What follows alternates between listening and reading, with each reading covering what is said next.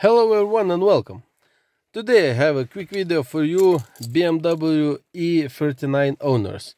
Today I will show you how to reprogram BMW key. So, first step that you'll need to do is put your key in the keyhole, turn it once for these lights to turn on, the radio to turn on, then turn it off and take it out. This step you'll need to do in like second or two, pretty fast.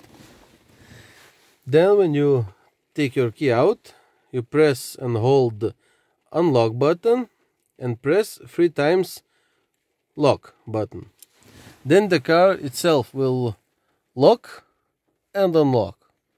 And that's it, your key will be reprogrammed. So let's quickly show you how it looks. So, okay, first position, take it out. I'll try to adjust. You can't see that. Okay,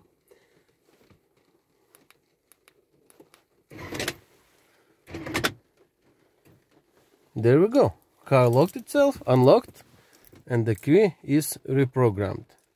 Quick, easy, simple, and can save you quite a few bucks if you would be doing this at the shop or service somewhere else.